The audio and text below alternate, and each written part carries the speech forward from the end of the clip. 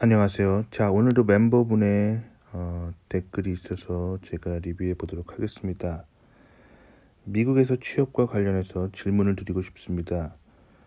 고수님께서 하지 말라고 하셨지만 고수님의 재련을 알기 전이라 한국 석사에 진학해서 공부를 했고, 그래도 다행인 점이 있다면 고수님께서 평소에 하라고 하시던 그런 분야였다는 것이네요.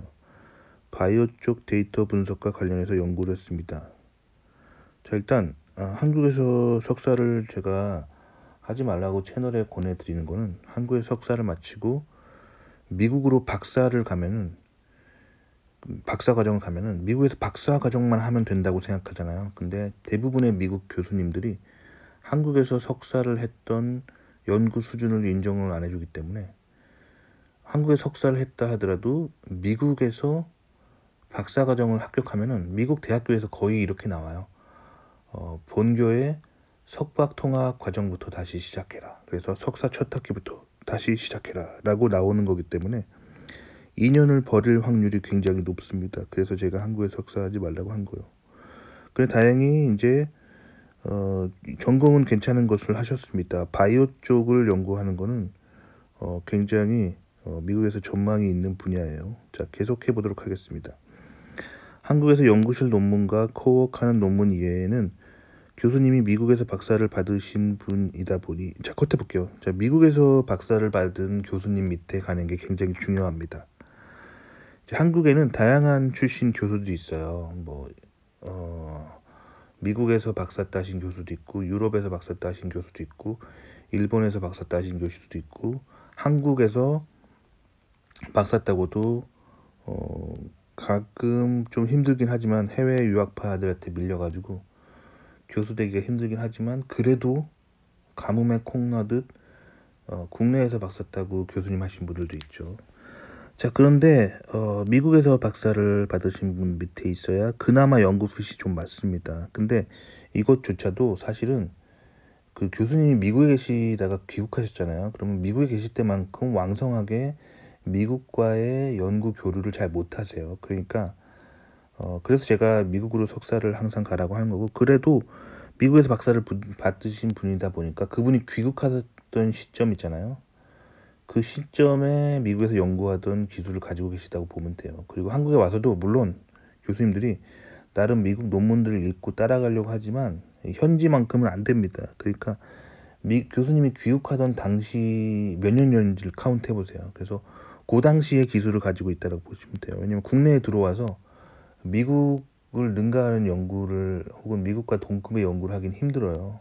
들어오는 순간 그렇게 됩니다. 그래서 미국 박사들이 항상 하는 얘기가, 한국 들어가는 순간 이제 연구가 그때 이제 가지고 있는 미국 기술이 최신으로, 이제 자신이 가지고 있는 최신으로 이제 멈춰버린다라는 생각을 많이 합니다. 아시겠죠? 그래서 미국에서 박사를 받으신 분이어가지고, 이분이 미국의 모 주립대에서 간단한 데이터 분석 의뢰가 와서 코옥한 것이 있습니다. 여기서 겉해볼게요. 이거 굉장히 중요합니다. 요거를 아주 그냥 사골처럼 우려 먹으셔야 돼요. 그래서 이력서나 이런 데다가 미국 무슨 대학교에서 무슨 데이터 분석을 함께 했다, 코어를 했다라고 이제 사골처럼 무려 먹으셔야 돼요. 미국 가는 그 순간까지. 아시겠죠? 굉장히 좋은 핏을 가지고 있는 거예요. 이런 거를 하라고 제가 항상 이제 한국에서 학부 출신들한테, 이제 대학교 뭐 3학년이나 이럴 때 방학 때 실험실에서 인턴을 하면서 이제 연구에 이제 참여하고 뭐 이렇게 하라고 하는 거예요. 근데 이분은 이제 한국에 석사를 했으니까 그걸 석사 과정에서 하신 거죠. 그러니까 사실 제일 좋은 거는 미국으로 석사를 바로 가고, 요런 경험들을 학부 인턴 때 이제 본인이 다니고 있는 대학원 인턴을 하거나 아니면 기업 인턴을 하는 게 좋겠죠. 근데 어쨌든 님도 석사 과정 하면서 이렇게 미국 박사 교수님 밑에서 미국 연구실하고 이제 교류하면서 코옥했던 거는 굉장히 좋은 경험입니다. 사실 이런 경험을 가질 수 있는 사람 많지 않아요. 왜냐면 한국에 석사하면서 이렇게 뭔가 연구다운 연구보다 막 교수님이 시키는 잡일만 하다가 졸업하는 사람도 많거든요. 그래서 요거 지금 굉장히 좋은 기회예요. 그래서 요거를 사골처럼 계속 우려 먹으셔야 돼요. 아시겠죠? 졸업하면서 미국 대학교 바이오 쪽 데이터 분석 자리가 생겨서 미국 박사 어플라이 전까지 말하자면 석사 후 연구생으로 지원해 보려고 합니다. 자, 그러니까 이게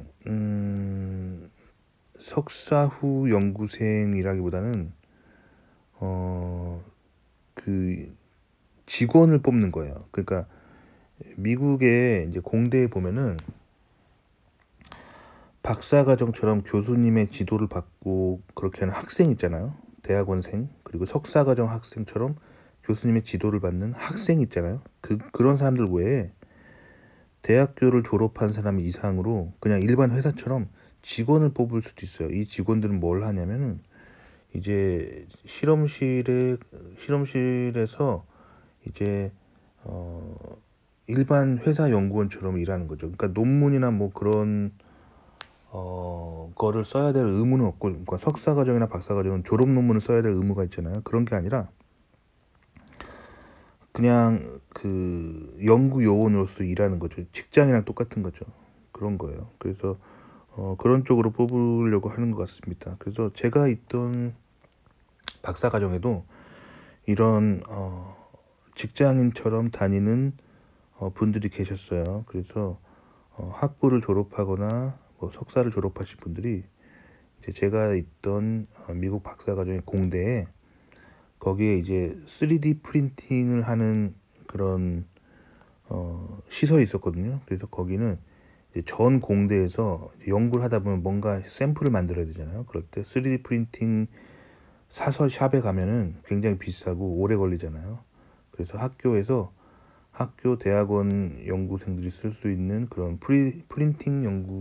프린팅 샵을 하나 만들어 놓고, 이제 물론 돈은 받죠. 근데 교수님 연구비로 이제 프린트를 하는 거니까 이제 가격도 저렴하고 학교 내부에 있는 거라서 빨리 되고, 뭐 그런 3D 프린팅 샵이 있었거든요. 그런 데서 일하는 사람들도 있었어요. 이제 그런 비슷한 거라고 보시면 됩니다. 그러니까 어떻게 보면 학생은 아닌데 공대에서 일할 수 있는 직장 같은 거죠. 근데 이게 괜찮은 게 일하면서 교수님들이랑 친해질 수 있어요. 왜냐면 교수님들이 뭐 예를 들면 샘플 만들어 달라고 의뢰하잖아요. 그럼 의뢰하고 나서 그거의 조건들이 어떤지 막 교수님 방에 찾아와서 같이 막 얘기하기도 하고 막 그래요. 그리고 제가 나왔던 공대에는 또 뭐가 있었냐면 컴퓨터 샵도 있었어요. 그래서 학생들이 쓰는 데스크탑 컴퓨터 있잖아요. 그런 거를 전문으로 맞춰주는 그런 사람도 있었어요. 그러니까 한국 같은 경우는 그렇게 랩에서 데스크탑 컴퓨터가 필요하면 뭐 용산 전자상가 같은 데 가서 뭐 상담 좀 하고 몇 대 만들어주세요 하잖아요. 근데 미국 공대 같은 경우는 규모가 워낙 크고 사람도 많고 그러다 보니까, 그리고 전산실도 굉장히 크죠. 그러니까 그렇게 컴퓨터 샵도 있었어요, 학교 안에. 그래서 학교가 운영하는 이제 전자상가라고 보시면 되죠. 그래서 각종 교수님이 필요한 뭐 예를 들면 우리는 머신러닝을 하니까 뭐 GPU가 되게 좋은 게 들어가야 된다.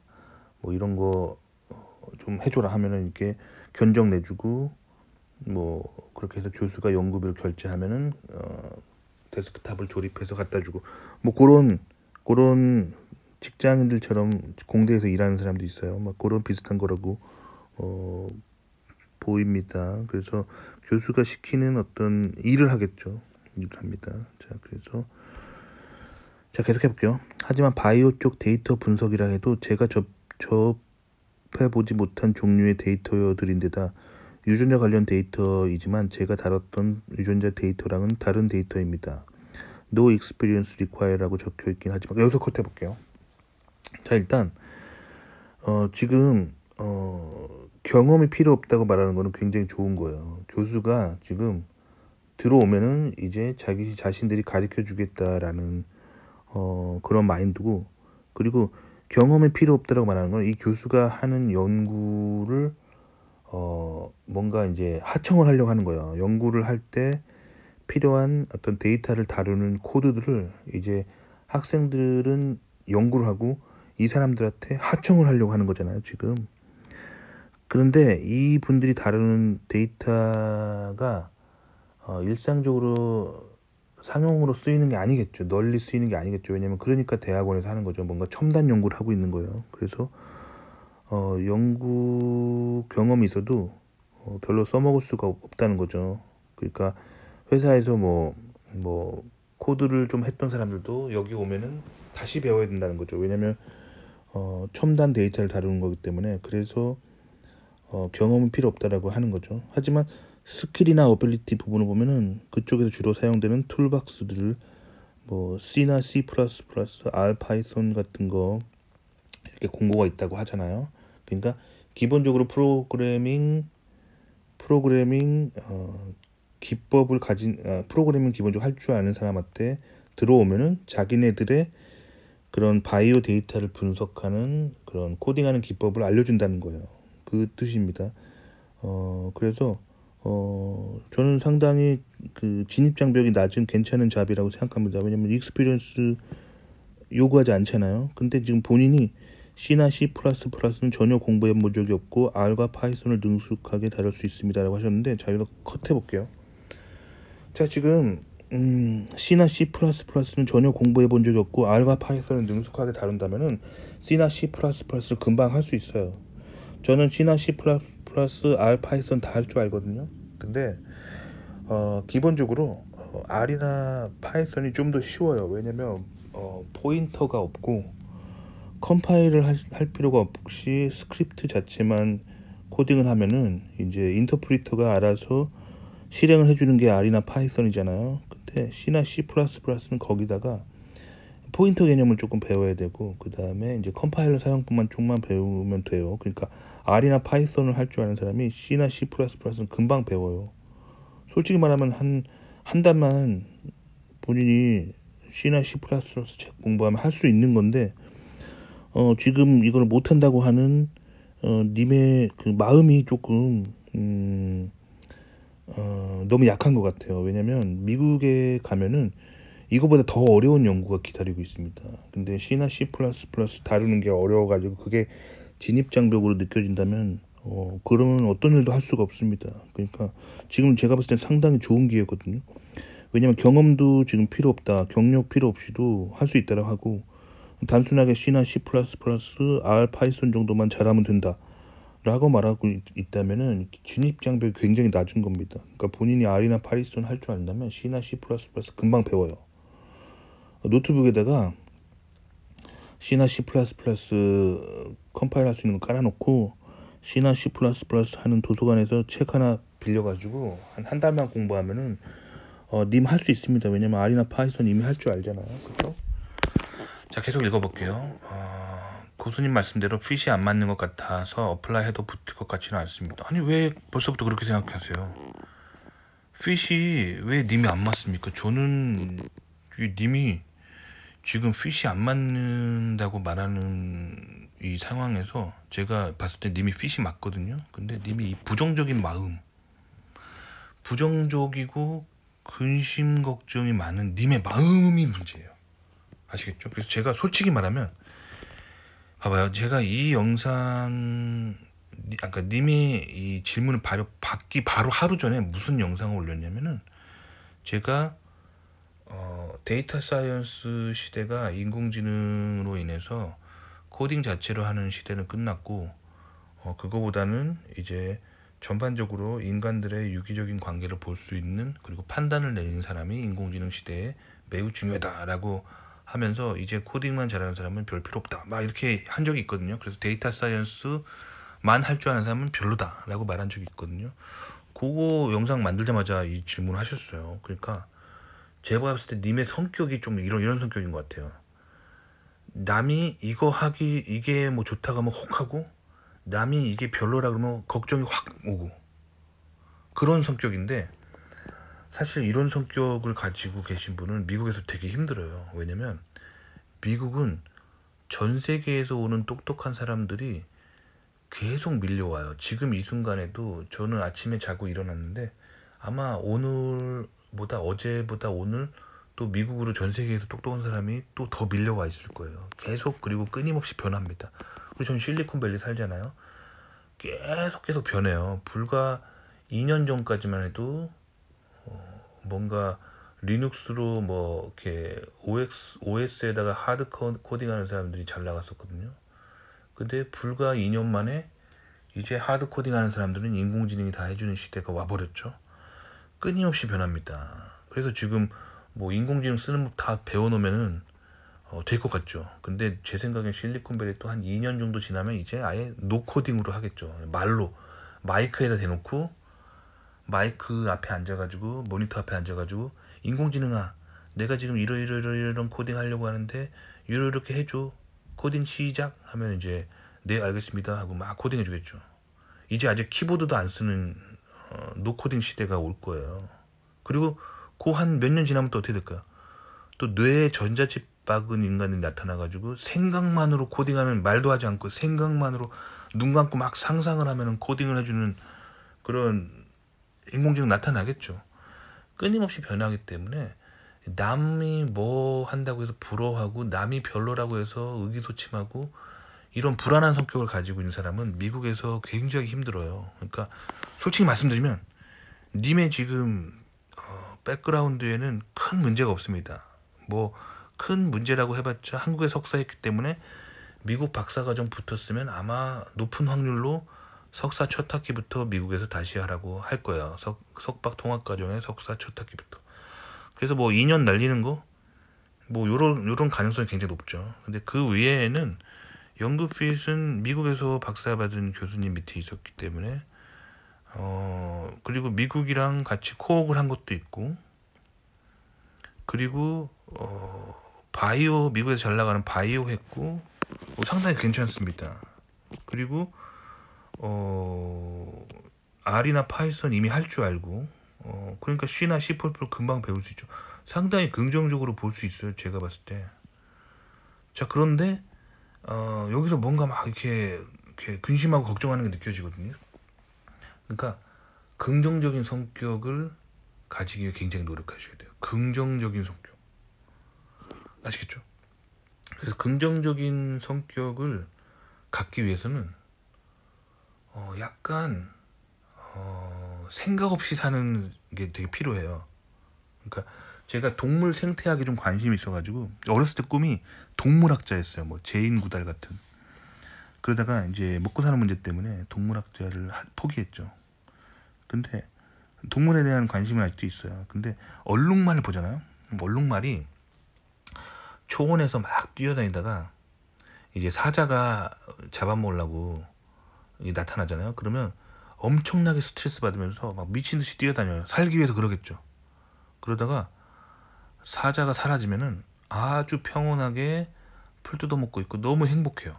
그래서 동물학자들이 얼룩말의 그 뇌구조를 분석을 해봤는데, 사자가 나타나면은 이제 모든 생물은 살기 위해서 스트레스를 받겠죠. 그런데 스트레스가 딱 제거되는 순간 만사태평되는 그런 뇌구조를 가지고 있습니다. 그래서 사자가 눈에 보이면 일단 살아야 되니까 엄청나게 뛰지만, 사자가 안 보이면 다시 평온해지는 아주 평온한 뇌구조를 가지고 있습니다. 그래서 이런 얼룩말 같은 정서를 가지셔야 돼요. 아시겠죠? 그래서 기억하십시오. 얼룩말 같은 정서가 되자. 그러니까 일단 뭔가 눈앞에 닥치면은 위기는 일단 극복해야겠죠. 그때는 걱정을 해야겠지만 쓸데없는 걱정은 안 하는 게 좋아요. 아시겠죠? 그래서 쓸데없는 걱정하면은 될 일도 안 됩니다. 그러니까 쓸데없는 걱정 안 하는 사람이 되시면 좋을 것 같아요. 그래서 님은 좀 친구를 사귈 때 별 생각 없는 사람 있잖아요. 내일 걱정은 내일 모레 하는 인간들 있잖아요. 좀 한심한 인간들하고 좀 친구를 사귀면서 그들에게서 이 한심함을 좀 배우셔야 돼요. 그래서 이 한심함이 나쁜 게 아닙니다. 너무 한심한 사람 있잖아요. 소위 말하는 날로 먹는 백수들은 문제가 있습니다. 그런데 이제 대학원 정도에 있는 사람들 보면 쓸데없는 걱정을 너무 많이 해요. 그러니까 뭐 지금 당장 내일 걱정만 하시면 돼요. 저는 솔직히 말하면 실리콘밸리 살고 있는데도 별 걱정이 없어요. 그냥 저는 하루 종일 신나고 재미있게 이러다가 잠듭니다. 잠들고 그래요. 그리고 그날 일을 끝내면서 내일은 내가 무슨 회의가 있지? 내일은 내가 뭐 해야 되지? 요것만 딱 그냥 대충 봐요. 내일 그래서 몇 시에 일어나지? 이렇게 보고 잠듭니다. 아시겠죠?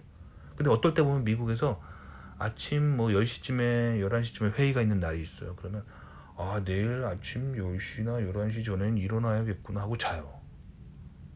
그리고 내일 회의가 없으면 해가 중천에 뜰 때까지 자야겠다 하고 자요. 이렇게 걱정 없이 이렇게 사는 성격이 있기 때문에 실리콘밸리, 이 급변하는 실리콘밸리에서 잘 살 수 있는 거예요. 반면에 이제 특히 후진국에서 온 사람들이 있거든요. 후진국에서 온 사람들은 걱정 근심이 되게 많아요. 그래서 맨날 잠을 못 자요. 막 하루에 3시간 4시간밖에 못 자고 막 일을 해요. 막 밤에 새벽 2시까지 막 논문 보고 자면서도 너무 불안해하면서 자면서 아침에 일찍 일어나가지고 또 오늘 또 어떻게 하면 또 잘해야 될까, 그러면 그런 걱정하고 또 뭐 내년에는 어떻게 될까, 내후년에는 어떻게 될까, 이런 걱정을 하고 있으면 될 일도 안 돼요. 아시겠죠? 그러니까 굉장히 느긋하게 내일 걱정 내일 모레 하는 성격이 필요합니다. 아시겠죠? 아니 R이랑 파이썬을 할 줄 알면서 C랑 C++ 못할까봐 걱정을 하다니요. 그런 걱정 하지 마시고요. 좀 더 긍정적인 성격을 가지셔야 됩니다. 아시겠죠? 자, 계속 해볼게요. 연구핏이 안 맞는다 어플라이 해도 붙을 것 같지 않습니다. 해보지 않고 모르는 거예요. 그래서 일단 경험 삼아 어플라이만 해보려고 하는데 레주메와 커버레터 요구한다고 적혀 있습니다. 그래서 여쭤보고 싶은 건 보통 이런 식의 공고가 있다면 추천서는 따로 요구하지 않는다는 것을 의미하는 것인가요? 라고 하셨는데 봐봐요. 일단 제가 여태까지 미국에서 수많은 면접을 봤는데, 자 일단 제 경험을 말씀드리자면 일반적으로 석사 과정이나 박사 과정, 그런 지도 교수가 무엇인가를 해야 되는 과정에는 추천서를 요구합니다. 왜냐면 그 사람이 얼마나 연구를 성실하게 잘 했는지 그거를 보려는 거죠. 솔직히 똑똑한지 안 똑똑한지는 성적만 보면 돼요. 성적 좋고 뭔가 논문 지난 논문 그 이력서 보고 지난 논문 보면은 똑똑한지 안 똑똑한지는 금방 알 수 있는데, 왜 추천서를 요구하냐면 소위 말하는 인간성이 들어오는 거를 좀 필터하려고 그러는 거예요. 왜냐면 박사과정이나 석사과정 중에 지도교사가 뭐 시켰는데 인간성 더럽게 나오는 이런 학생들이 있잖아요. 그러면 자르기도 힘들어요. 회사 같으면 잘라버리는데 석박사 과정에서는 뭐 자르기도 힘들어요. 뭐 우리 랩을 나가는 게 좋겠다, 뭐 이 정도밖에 못하니까 추천서를 좀 보려는 거. 그러니까 인성이라기보다는 뭔가 이 사람의 전반적인 어떤 연구 능력과 지도 교수와 얼마나 좋은 관계를 맺었는지 이런 걸 보려고 하는 거거든요.